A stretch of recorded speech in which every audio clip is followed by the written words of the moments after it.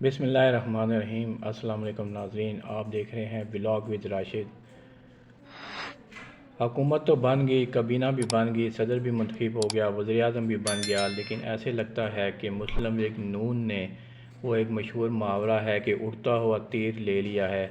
اور اس چیز کی وجہ سے وہ جتنا بھی ملبہ ہے وہ مسلم لیگ نون پہ ہی پڑ رہا ہے۔ حالانکہ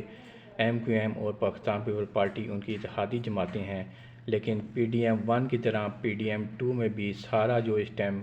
وہ بھی ملبہ ہے، چاہے وہ مہنگائی کے حوالے سے ہو، چاہے وہ خارجہ سطح پر ہو یا داخلی سطح پر ہو،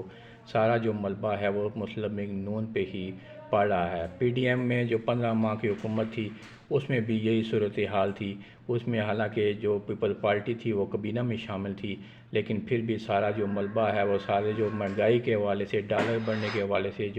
اور پیٹرولیم مصنوعات کی قیمتوں میں اضافے کے حوالے سے سارا ملبہ جو ہے وہ مسلم لیگ نون پہ ہی پڑا، اور یہاں پہ بھی ایسے ہی نظر آ رہا ہے۔ اور اس وقت بھی جو موجودہ حکومت جو ایک کولیشن گورنمنٹ بنی ہے، ایک ڈمی حکومت نظر آ رہی ہے، اس میں بھی یہی لگتا ہے کہ حکومت کو شدید جو ہے وہ چیلنجز درپیش ہیں، جس میں داخلی سطح پر، خارجہ سطح پر، اور سب سے بڑھ کر جو مہنگائی ہے۔ اس وقت رمضان المبارک کا بابرکت مہینہ چل رہا ہے، لیکن جو اس وقت بازاروں کی صورتحال ہے اس میں ایک عام آدمی کی زندگی جو ابھی بھی شیخ النوش ہیں، وہ عام آدمی کی پہنچ سے بہت دور ہیں۔ حالانکہ پنجاب گورنمنٹ کی جانب سے نگہبان پیکج کی جو ہے وہ نہ ہونے کے برابر ہے، اور جو وہ آٹا اور جو دیگر اشیاء دی جا رہی ہیں ان کی کوالٹی، ان کا معیار بھی انتہائی ناقص رہا ہے۔ دوسری جگہ اگر بات کی جائے جو پاک فوج کی، تو سونی دھرتی کے پاک فوج کے جوانوں نے اپنی قربانیوں کا سلسلہ جو ہے وہ جاری رکھا ہوا ہے۔ حالانکہ ان پر الزامات بھی ہیں، ایک طرف تو ان پہ الزامات لگائے جاتے ہیں کہ وہ حکومت جو ہے وہ سیاسی جو ہے، فوج جو ہے وہ سیاسی ہو چکی ہے، لیکن دوسری طرف اگر دیکھا جائے تو ان کی قربانیاں بھی لازوال ہیں، اور روزانہ کی بنیاد پر وہ جو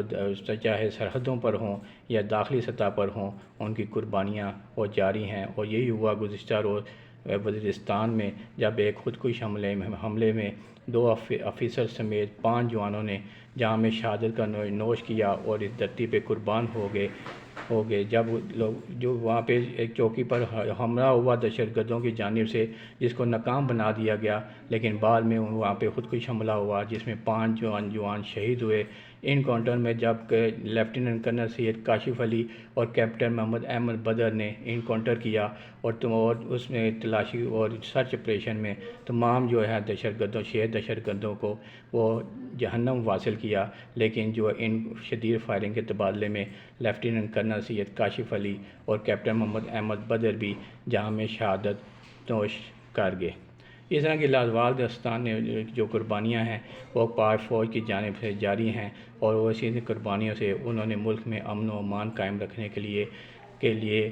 اعلیٰ مسالے جو ہیں وہ قائم کرتے جا رہے ہیں۔ الزامات ایک طرف، لیکن ان کی قربانیوں کو بھی کسی صورت بھی فراموش نہیں کیا جا سکتا۔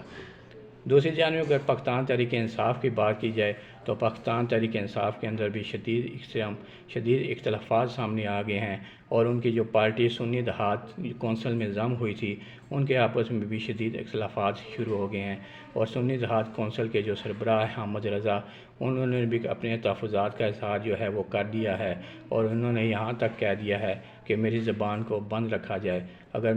زبان کھول دی تو بہت سے چہرے جو پاکستان تحریک انصاف کے اندر ہیں وہ بے نقاب ہو جائیں گے۔ اور یہی صورتحال، انہی اختلافات کی وجہ سے پاکستان تحریک انصاف جو ہے وہ اپنے جو ہے وہ مخصوص نشستوں سے محروم ہو گئی ہے، اور تقریباً 35 سے 40 سیٹوں سے وہ ان کو جو ہے وہ محروم ہونا پڑا ہے۔ اور یہ بات ہے کہ ان مختلف پارٹی کے اندر اس ٹائم 4 سے 5 مختلف گروپ سامنے آئے ہیں، جس میں اسد کیسر گروپ، عاطف خان گروپ، مروت گروپ، لطیف کھوسہ گروپ، اور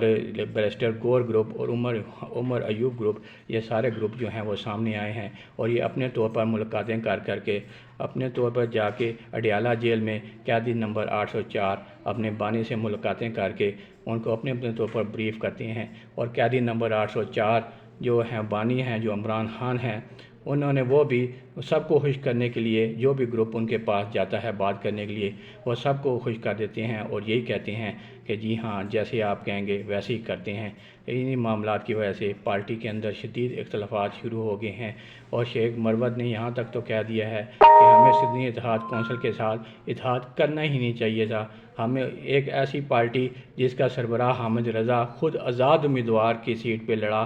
لڑا اور ہار گیا، اور اس نے اپنی پارٹی سنی اتحاد کونسل میں سے بھی لڑنا گوارا نہیں کیا، ہم نے اس کے ساتھ اتحاد کر لیا ہے اور یہ ساری کارستانی علی ظفر اور بیرسٹر گور کی ہے۔ اس سے اچھا تھا ہم مولانا شرانی گروپ سے اتحاد کر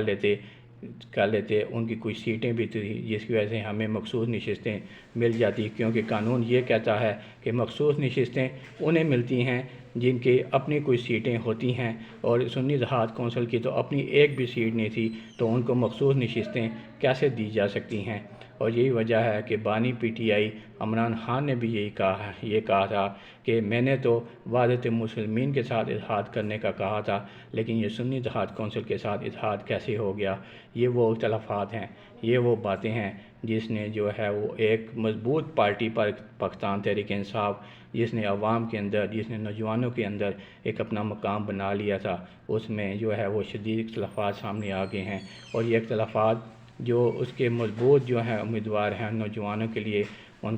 کے لیے کیا اثرات مرتب کرے گی اور یہ کس نہج پہ جائے گا، یہ تو آنے والے وقت میں ہی بتائے گا۔ اب تک کے لیے اجازت دیجیے، اپنا خیال رکھیے گا، اللہ نگہبان۔